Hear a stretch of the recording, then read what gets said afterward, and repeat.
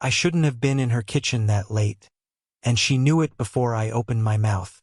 The hum of the refrigerator was the only sound, a strange sort of spotlight in the otherwise quiet house. My friend had gone upstairs to grab something. His jacket, his charger, I didn't really catch it. What I did catch was the way his mom's eyes landed on me as if I had trespassed. Not angry, not even sharp, just measuring. She doesn't know you're here, does she?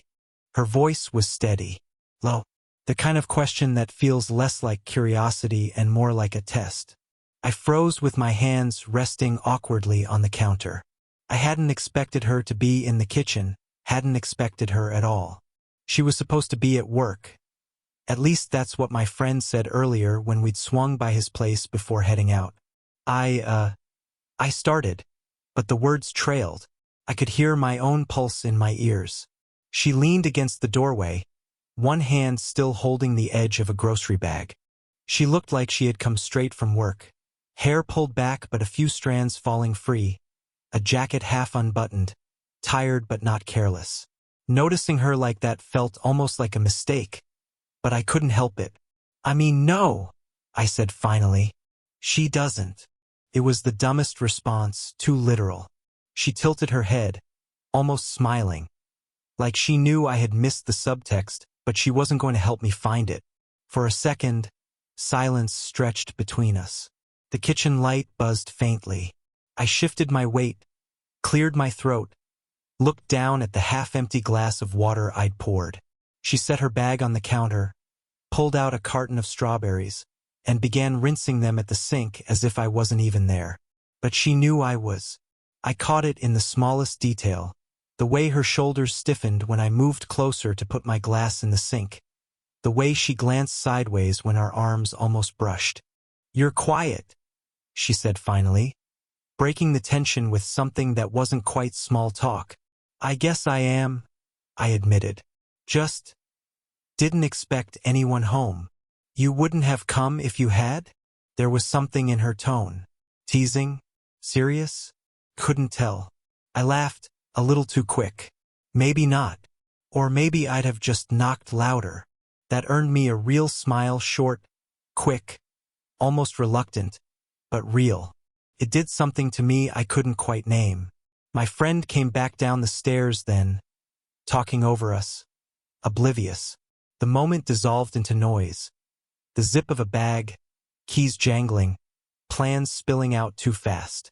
She set the strawberries aside, wiping her hands on a towel, back to being just someone's mom. But when I glanced at her one last time before we left, she was looking at me, not at her son. That night, I kept replaying her voice in my head. "She doesn't know you're here, does she? Like I missed something, or maybe wanted something." The second time, it wasn't an accident. My friend had asked me to swing by while he was out. Something about grabbing a package left on their porch. I could have just dropped it off, but when I saw her car in the driveway, some part of me slowed down instead of speeding up. She answered the door herself. "You again," she said, but her tone wasn't sharp. More like she'd already run out of energy for the day and didn't have room for surprise. I held up the box. "Delivery boy." Her lips twitched, the suggestion of a smile she didn't bother finishing. She stepped back, letting me in, and I realized she wasn't dressed for work. Sweatshirt, hair loosely clipped, no makeup. Something about that felt more disarming than the heels and blazer I'd seen her in before. The house was quiet. TV muted in the living room, blinds half drawn against late afternoon light. I set the box down on the counter. She was rinsing mugs in the sink, sleeves pushed up to her elbows. "You don't have to do that," I said before I thought better of it. She glanced at me, one eyebrow raised. "What? Clean my own dishes?" I stammered, embarrassed. "No, I mean, you look tired. I could help." The pause that followed felt longer than it was. Then she sighed, soft, almost amused. "Fine. Hand me the towel." So I did, and somehow it felt like more than just helping with dishes.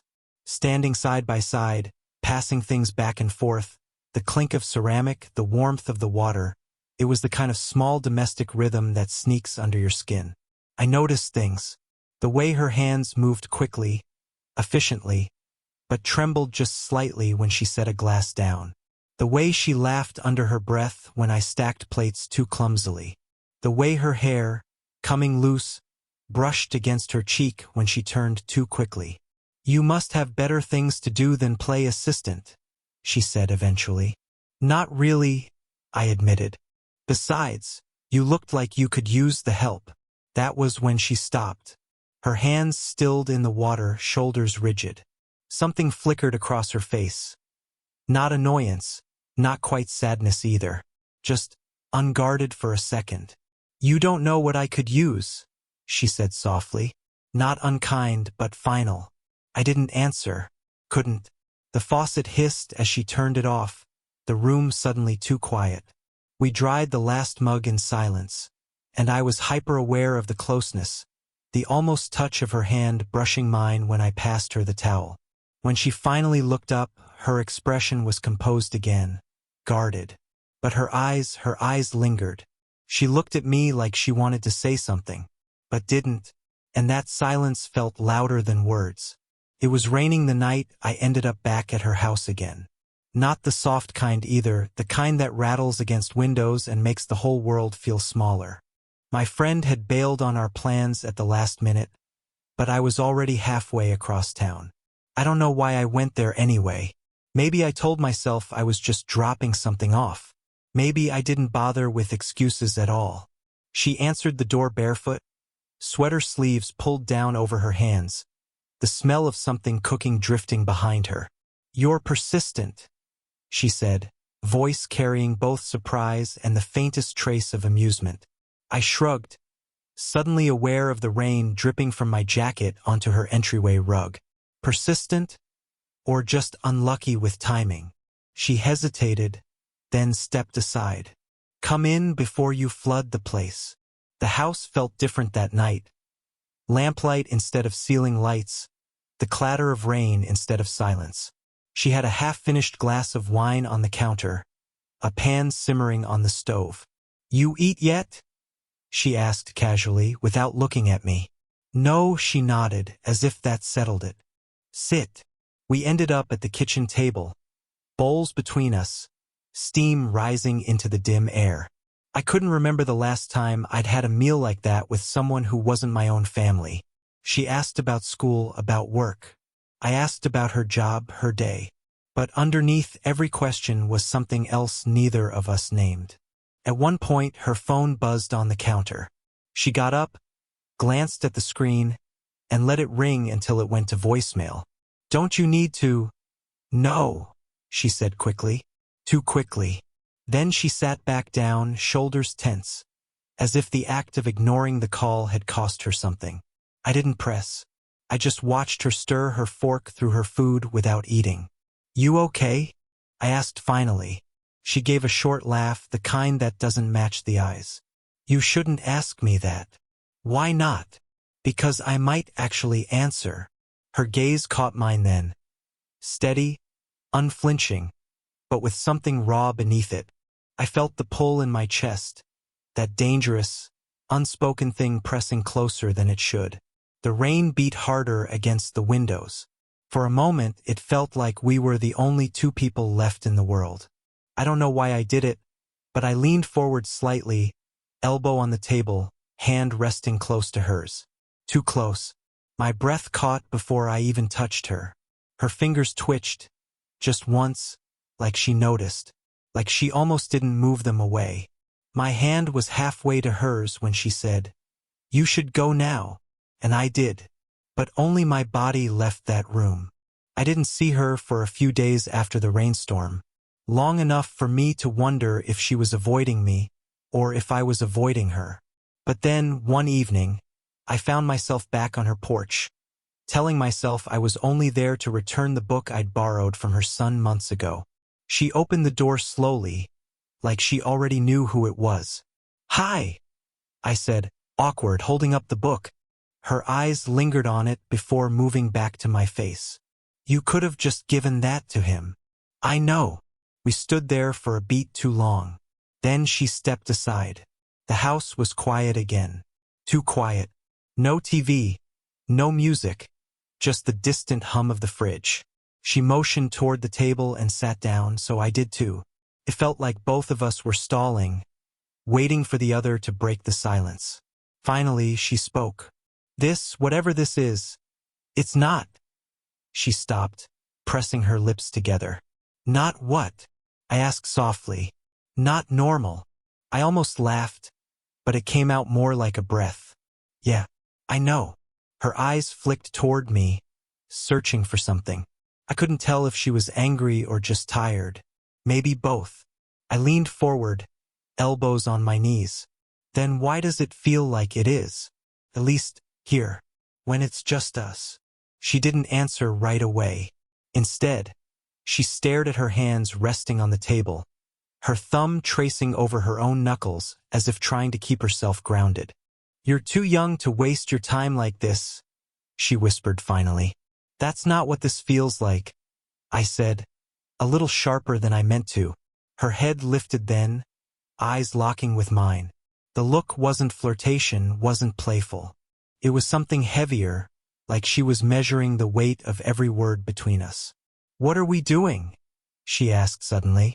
The question hit me harder than I expected. Not because I didn't know the answer, but because maybe I did. I swallowed. My throat felt tight. I don't know, I admitted. But I don't want to stop. Her breath caught, barely audible, and she looked away. The silence that followed wasn't empty. It was thick, pressing down on both of us, louder than anything we could have said. I wanted to reach across the table, to close the distance, to say something that would make it clearer. But I stayed still. So did she. Finally, she turned back to me. Her eyes glistened in the low light, but her face was unreadable. She didn't say anything, just looked at me, like she was already mourning something we never even had. It was late when I saw her again, later than either of us should have been awake. I'd swung by to pick up something my friend had left behind, but he wasn't home. She was. The living room was dim, only a single lamp on, her laptop open but untouched. She looked startled when I stepped in, not because she hadn't expected me, but because she was caught in the middle of something. A photo album lay open on her lap. She closed it quickly, but not before I caught a glimpse, her younger, smiling next to a man I didn't recognize. Sorry? I said, suddenly feeling like I'd barged in on something private. It's fine. Her voice was steady, but her hands lingered too long on the cover, as if it weighed more than it should. I sat down across from her, careful, quiet. The air between us felt fragile. You don't talk much about yourself, I said after a pause. Her laugh was short, dry. Not much to tell. That's not true. For a moment, she just looked at me, then away. She reached for her glass of water, but her hand trembled slightly as she set it down again. He used to do that, she said, barely above a whisper. Do what? Look at me the way you just did. Like there was something worth knowing. I didn't breathe. She didn't look at me when she went on. He's gone. Years now. Cancer. Quicker than anyone expected. She rubbed her thumb against the edge of the photo album, not realizing how tightly she was holding it. And I stopped, allowing myself to be seen after that. It was easier. The room was silent except for the faint ticking of the wall clock. I wanted to say something, anything, but the words caught in my throat. You remind me of him sometimes, she admitted, finally meeting my eyes. Not because you look the same. You don't. It's the way you sit there like you actually hear me. Like I still matter. I didn't know what to do with that, whether to feel honored or guilty. Maybe both. But I couldn't look away. Her face softened then, just barely. It was the first time I'd seen her let go of the tightness she always carried, the armor in her posture. She took a breath like she hadn't allowed herself to in years. And for the first time, she looked at me without fear. The house was still the night it finally happened. Not in a dramatic way, just in the kind of silence that feels like the world has paused to let you notice what's right in front of you. I hadn't planned on staying. I'd stopped by to drop something off, the kind of excuse that by now both of us recognized for what it was. She didn't call me out on it, though. She just let me in like maybe she'd been expecting it too. We sat in the living room, the TV on low but ignored. She had her legs tucked under her, a blanket draped around her shoulders, hair loose from the clips she usually wore. I sat on the other end of the couch, trying not to stare, but failing. After a while, she spoke softly. "We can't keep pretending this is nothing." I nodded. My throat felt dry. "I know." Her eyes flicked toward me, searching, and for the first time, she didn't look away. "I don't know what this is. I don't even know what it should be. But it's not nothing." The words hung there, fragile but undeniable. I leaned forward, resting my arms on my knees, careful not to move too quickly. "I'm not asking you for anything you can't give." She let out a breath, shaky but honest. "You don't even know what I can give." "Maybe not," I admitted. "But I'd rather sit here with you, even in silence, than be anywhere else." Something shifted then. Not dramatic, not sudden. Just a loosening in her shoulders, a softening around her eyes. She looked tired, yes, but not from me. From holding herself together for too long. For the longest time, we didn't move.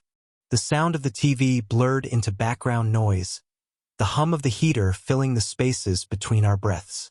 Then, slowly, she let the blanket slip from her shoulders and draped it so it covered both of us. The gesture was small, almost practical, but it felt seismic. Our hands found each other under the fabric. No fumbling, no hesitation. Just a quiet, certain touch, as if we'd both been waiting for permission neither of us could give until now. We stayed like that, her head resting lightly against my shoulder, my fingers brushing against hers in the dark. No words, no explanations, just shared space, and the weight of everything unspoken finally settling into something simple. She didn't say she loved me, but she let her guard down, and that was louder than any "I love you" ever could be. I think about those nights sometimes. Not in the way you replay a fantasy, but in the way you hold on to something that made you different after it was gone. Because I am different now. Back then, I thought love was supposed to be loud, that it had to announce itself with fireworks, declarations, the kind of certainty you see in movies. But with her, it was nothing like that. It was quiet, complicated, heavy, sometimes unbearably so. And yet it was real. She never promised me anything. Not a future, not even a tomorrow. What she gave me instead was something harder to define. Her time, her honesty, the parts of herself she hadn't let anyone see in years. That was enough. More than enough. I can still picture the way she'd sit across from me, guarded at first, then slowly letting the edges soften. The way she'd laugh under her breath when I said something stupid. The way her hands would linger a second too long when she passed me a glass, or a towel, or nothing at all. And then there was that final night. Her hand in mine under the blanket, the weight of her head resting against me. No words, no labels, just acceptance. It didn't last forever. Nothing like that ever does. Life moved us forward in different directions like it always does. But I carry her with me still. Not in a way that makes me ache, but in a way that steadies me. Like I got to borrow something rare for a little while, and it changed me more than if I'd had it forever. What I learned is that love doesn't always look like what we expect. Sometimes it's not about possession or even permanence. Sometimes it's about being seen, even briefly, and realizing you mattered in someone else's story. She showed me that. She showed me that love can be quiet and still be enough. So when I tell this story, I don't tell it as a tragedy or a regret. I tell it as a reminder that connection can arrive where you least expect it, and it doesn't need to be perfect to be real. And maybe that's why I can still hear her voice when I close my eyes. The way she once said my name like it wasn't supposed to mean anything, and somehow it meant everything. She didn't say she loved me. She didn't have to. And if you've ever had someone like that, Someone who changed you without ever belonging to you. Then you already understand. What about you? Have you ever had a connection that wasn't simple, but still unforgettable?